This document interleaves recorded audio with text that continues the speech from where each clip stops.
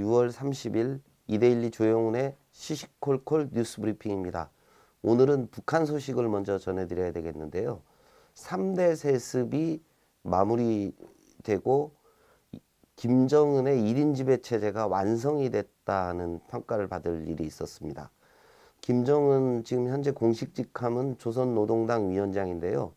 29일 최고인민회의에서 새 국가기구를 만들었습니다. 국무위원회를 만들어서 국무위원장으로 취임을 했습니다. 이전까지 직함은 국방위원회 1위원장이었는데요. 국방위원회는 폐지됐습니다. 북한이 노동당을 중심으로 한 권력구도를 완성했다고 보는 게 전문가들의 시각입니다. 국무부 산하의 부위원장에는 황병서 인민군 총정치국장, 최룡해 노동당 중앙위 부위원장, 박봉주 내각 총리를 삼두마차 체제로 임명을 했습니다. 그 정점에 김정은 국무위원장이 자리 잡는 체제죠. 유럽 소식입니다. EU는 더 강경해지고 있고 영국은 점점 더 초라해지고 있습니다.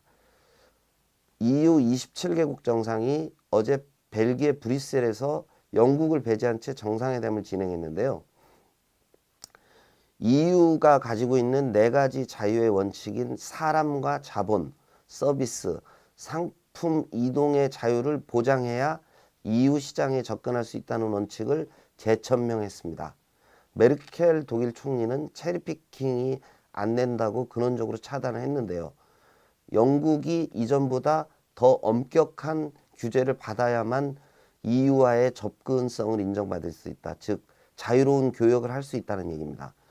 영국은 국민투표 결과에 따라서 이민자를 받을 수 없을 것 같다고 캐머런 총리가 얘기를 했는데요.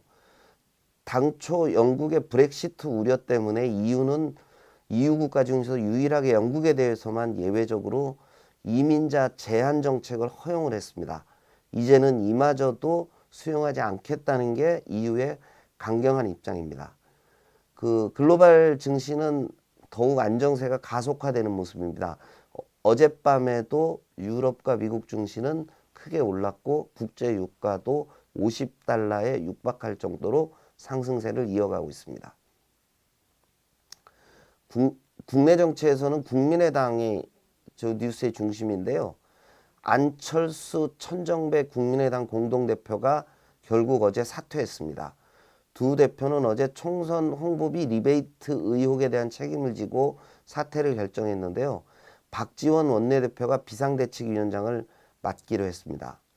조선일보는 2011년 서울시장 보궐선거 불출마를 시작으로 2012년 대선 후보 사퇴, 2014년 민주당 합당으로 신당을 포기한 것, 2014년 지방선거 무공천을 철회한 점, 2014년 재보선 참패 후에 대표직 사퇴하는 등 안철수 대표의 정치를 철수의 정치라고 그렇게 논평을 했습니다. 안철수 대표에게는 최대 정치적인 위기인 것 같습니다. 성 관련 범죄 3종 세트 사건이 우리나라를 뜨겁게 달구고 있는데요. 먼저 부산 소식입니다.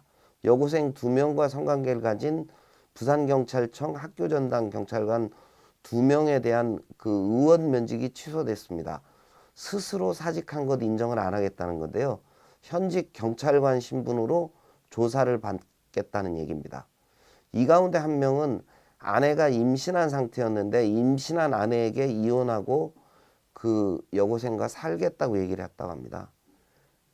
5년 전에 있었던 성폭행 사건이 또 전 국민을 분개하게 하고 있는데요. 22명의 고등학생들이 여중생 2명을 집단으로 성폭행한 사건인데 피의자 부모들이 피해자를 탓하는 방송 인터뷰가 나가서 공분을 사고 있습니다. 혹자는 밀양 사건의 재판이다 이렇게 얘기할 정도인데요. 마지막으로 섬마을 여고사 성폭행 피의자들은 어제 검찰에 의해서 공모 혐의로 기소가 됐습니다. 중한 벌을 받게 된다는 얘기입니다. 미국이나 선진국에 비해서 국내에서 성범죄가 왜 이처럼 자주 일어나고 아무렇지도 않게 생각이 지는지 결국은 양형에 문제가 있는 거 아닌가 하는 생각이 듭니다.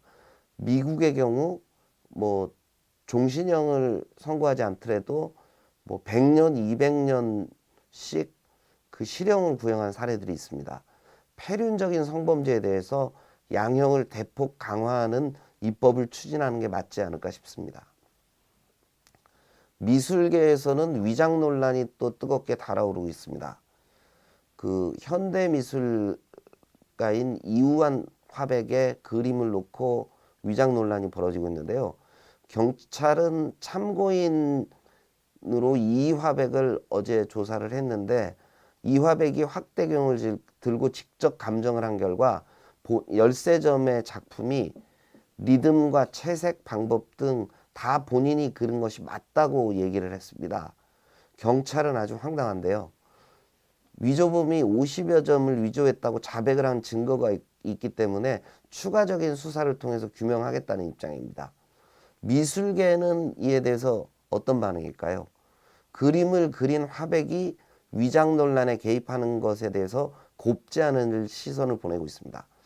해외에서는 자신의 작업실을 떠난 작품에 대해서는 작가 본인이 가타부타 말하는 것을 금하고 있다. 그런 것이 관례다 하고 미술계 관계자가 전하고 있습니다. 엘빈 토플러 박사가 별세하셨습니다. 미래학자 엘빈 토플러를 모르는 국민이 별로 없을 것 같은데요. 올해 87세 나이로 돌아가셨는데요. 미래의 충격, 제3의 물격, 권력의 이동 등 인류 사회가 이제 제조업에서 지식 정보화 사회로 진입할 것이라는 예견을 하고 그게 다 맞아 떨어졌습니다. 제3의 물결을 저도 읽을 때 그 충격이 엄청났는데요. 1980년에 출간된 책입니다. 토플러 박사는 김대중 대통령, 박근혜 대통령에게도 조언을 아끼지 않은 대표적인 지한파 인사인데요. 고인의 명복을 빕니다. 하반기에 들어서는데요. 하반기에 달라지는 것 안내해 드리겠습니다. 안경점이나 가구점 등에서 현금 영수증을 발급하는 것이 의무화됩니다. 그리고 주식 외환시장 거래 시간이 지금 현재는 3시까지인데 3시 30분으로 30분 연장됩니다. 저출산이 문제라서 그런지 제왕절개 수술 받을 때 본인 의료보험 적용을 받고 본인이 내는 본인 부담금이 현재 20%였는데요. 하반기부터 5%로 낮아집니다. 연안여객선 선박 정보는 홈페이지에 의무적으로 공개가 됩니다. 그리고 사기를 친 온라인 쇼핑몰은 임시 중지 명령을 받아서 사이트를 폐쇄하게 됩니다. 그리고 학생들이 이건 또 봐야 될 것 같은데요. 이중으로 받은 학자금은 반환을 해야 된다고 합니다. 2대12가 전하는 소식도 하나 말씀드리겠습니다. 오늘부터 공매도 공시제도가 도입됩니다. 공매도 공시제도는 상장주식 총수의 0.5% 이상인 공매도 투자자는 종목명과 매도자, 그 다음에 대리인의 인적사항을 거래 일시 등을 등록을 해야 됩니다.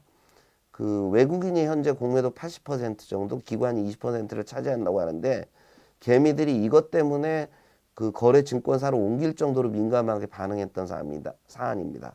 현재 대차장부 규모는 59조 원 정도로 정점을 찍었던 60조 원대에서는 좀 감소해 있는데 이 규모가 크게 줄어들 것으로 보고 있습니다. 어제 큰 폭의 증시 반등이 있었고 오늘도 분위기가 나쁘지 않은데요. 반등 랠리가 이 대차 공매도 공시제도 때문에 더 강화될 수도 있다는 게 전문가들의 시각입니다. 오늘 하루 즐거운 시간 보내시길 바라고요.